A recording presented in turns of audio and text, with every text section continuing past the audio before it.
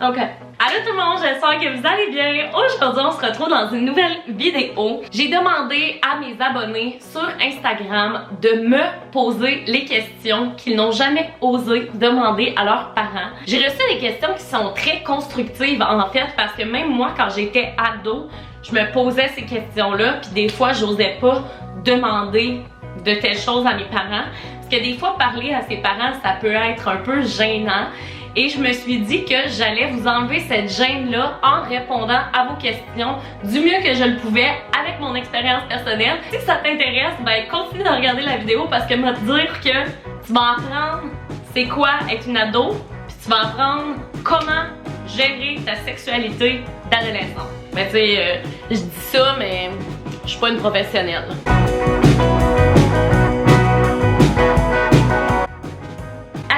Peut-on perdre notre virginité? C'est une question qui est quand même très intéressante, mais pour ma part, je crois que ça dépend de vous. Ça dépend d'où vous êtes rendu dans votre vie. Personnellement, je l'ai perdu à 15 ans. Pas de la bonne façon, je vous dirais. Je l'ai perdu avec une personne que... C'était pas une personne que j'aimais du plus profond de mon cœur. C'était vraiment juste pour avoir une relation sexuelle, ce qui est bien correct aussi. Sauf que je vous dirais de perdre votre virginité quand c'est le bon moment pour vous, quand vous le sentez. Tout simplement. L'important, c'est de faire ça avec une personne qui va être respectueuse de ta personne, de ne pas faire ça avec une personne qui va te manquer de respect. Il faut que tu sois consentante, il faut que tu sois prête à perdre ta virginité. Il faut pas que tu le fasses pour ton chum ou ta blonde qui te dit qu'elle va te laisser si tu fais pas l'amour avec elle, parce que ça marche pas comme ça. Puis ce qui est très important, c'est d'avoir les moyens de contraception nécessaires et d'avoir les protections nécessaires, donc d'avoir des condoms à portée de main. Donc si tu sais que tu es prête ou prêt à passer à l'acte, assure-toi d'avoir tout ce dont tu as besoin pour perdre ta virginité. Comment se masturber? Bon, je n'ai pas vraiment la réponse à ça parce qu'en fait, il n'y a pas de bonne et de moins bonne façon de se masturber. L'important, c'est vraiment que toi, tu apprennes à connaître ton corps. Tu vas apprendre à te masturber par toi-même. Il n'y a pas une technique principale. C'est vraiment par toi-même que tu vas décider tes zones qui sont un peu plus sensibles. Donc, si tu décides d'y aller avec les mains, d'y aller avec des objets sexuels, faut faire attention encore là. Moi, je vous dirais de commencer avec vos mains. C'est naturel, c'est à vous, c'est vous qui gère le tout. Tandis qu'un objet sexuel, des fois, ça t'apprend pas nécessairement à connaître ta sexualité à 100%. Tu le fais de la façon dont toi, tu penses qui est la bonne. Il n'y a pas de moins bonne façon de se masturber. Je veux dire, on commence tout à quelque part dans sa vie. L'important, c'est d'expérimenter, de le faire dans un endroit où on est à l'aise. C'est aussi de pas se sentir mal de le faire. C'est tout à fait normal de partir à la découverte de son corps. Ça fait partie de l'amour de soi également. Est-ce qu'il y a un âge pour acheter des condoms? Je vous dirais qu'il n'y a pas d'âge pour acheter des condoms. Moi, la première fois que j'ai acheté des condoms, je pense que je devais avoir 17 ans, ce qui est quand même assez tard. Je comptais beaucoup sur mes chums de l'époque pour avoir des condoms. Ne faites pas ça. C'est vraiment important d'avoir vos condoms aussi, même si vous êtes une fille. Il existe aussi des condoms féminins qui peut être une très belle alternative aussi. Quand tu vas avoir des relations sexuelles avec une personne, moi je te conseille de te rendre à la pharmacie, de t'acheter une boîte de condoms. Et pour vrai, personne va te juger. C'est beaucoup plus important une personne qui se protège qu'une personne qui se protège pas. Mettons que ma fille de 14 ans, elle me dit « Maman, j'aimerais ça avoir des condoms », ben j'irai en acheter parce que je considère que c'est important pour ma jeune fille d'être consciente qu'elle doit se protéger contre les ITSS. Est-ce normal que je stresse pour ma première fois? Totalement, je pense qu'on passe toutes par là. On stresse toutes pour notre première fois. C'est quelque chose de quand même important dans ta vie. C'est une étape très importante. C'est là où tu vas perdre ta virginité, où tu vas être beaucoup plus intime avec une personne. C'est là que tu vas découvrir le sexe à deux. Honnêtement, il y a beaucoup de gens qui m'ont demandé est-ce que ça fait mal la première fois? C'est certain que ça va dépendre de chaque personne. Ça peut faire mal, ça fait partie du processus, c'est normal. L'important, c'est d'y aller en douceur. Donc c'est pour ça que c'est important d'y aller avec une personne qui te respecte pour justement lui dire « Ah non, tu sais, là ça fait trop mal, on arrête » ou « Vas-y plus lentement ». Pas une personne qui est pressée d'avoir du sexe, pas une personne qui va te manquer de respect. Ça fait partie des joies de la sexualité parce que tu découvres puis tu découvres ton partenaire en même temps. Doit-on se raser? Ça, c'est encore à vous de décider. Il y a beaucoup de gens qui posent cette question-là. Même moi, en étant plus jeune, évidemment, tu commences à avoir du poil dans des endroits non désirés et tu te demandes, est-ce que je dois me raser?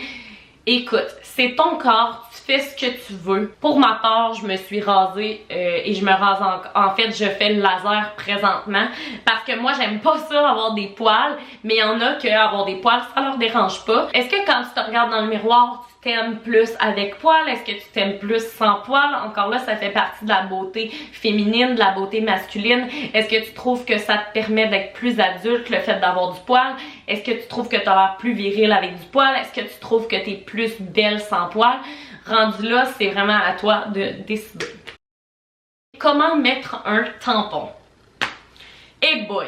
Laisse-moi te dire que la première fois que j'ai réussi à mettre un tampon, j'étais quand même assez vieille, je devais avoir 17 ans là. Même si j'avais déjà eu mes rapports sexuels, je trouvais ça tellement difficile de mettre un tampon, puis pour vrai, c'est normal que c'est difficile. Les meilleurs conseils que je peux te donner, si jamais tu utilises les tampons lors de tes menstruations, c'est de prendre ceux avec l'embout en plastique. Pour commencer, après tu peux te diriger vers le carton qui est plus écologique. Mais le plastique, ça va vraiment te permettre de mieux glisser, de mieux s'insérer.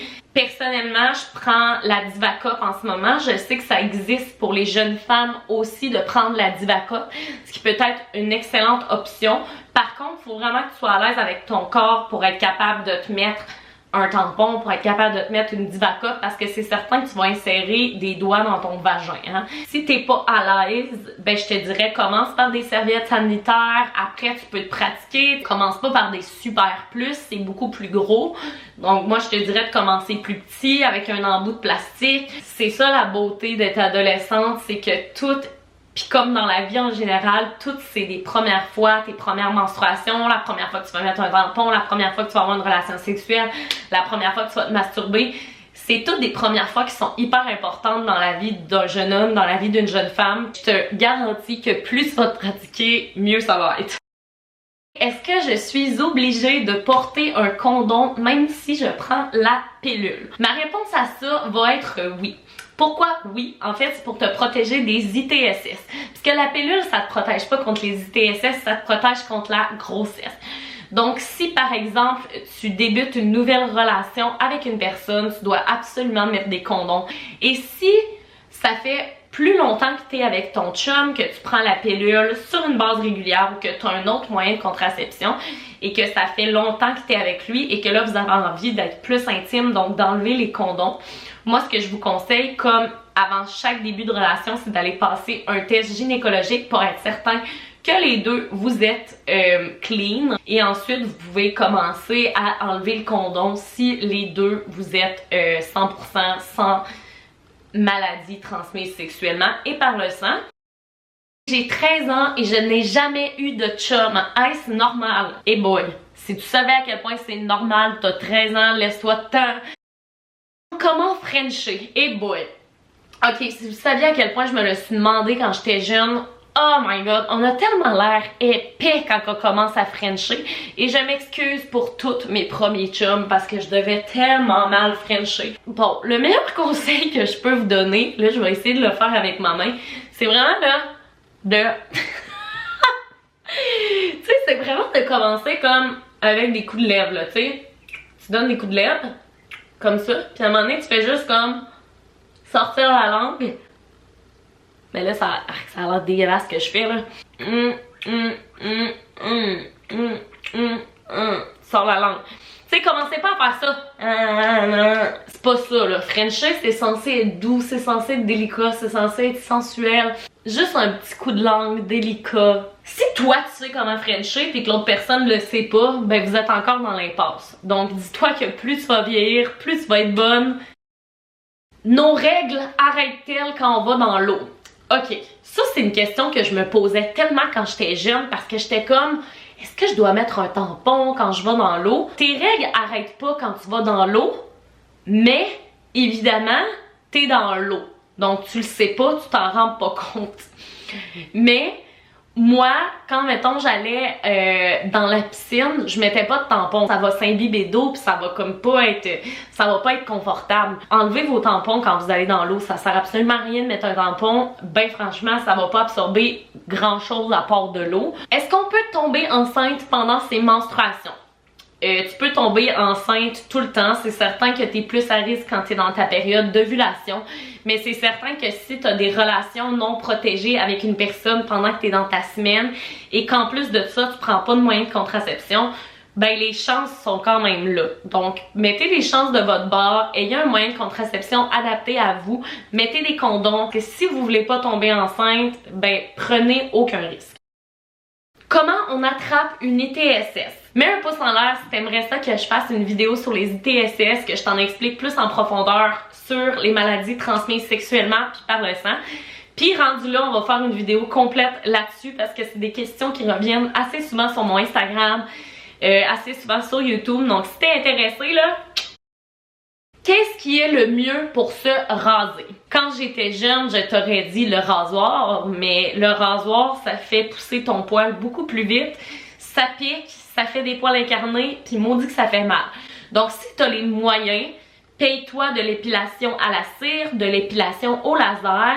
Sinon, tu peux toujours prendre les crèmes épilatoires. Puis aussi, faites attention aux parties que vous rasez, hein, parce que moi quand j'étais jeune, j'ai trouvé un rasoir dans le bain à ma mère, puis je me suis mis à tout me raser les bras, les cuisses, les jambes, les pieds, les mains, la face. Hey, calme-toi ma belle là. Tu sais, j'ai fait ça parce que je trouvais que c'était plus doux après. C'est pas nécessaire de se raser dans la face, de se raser les bras. Puis tu sais, mettons que vous êtes plus foncé puis que vous aimez pas votre poil sur les bras, rasez-le pas, ok? Ça va être pire.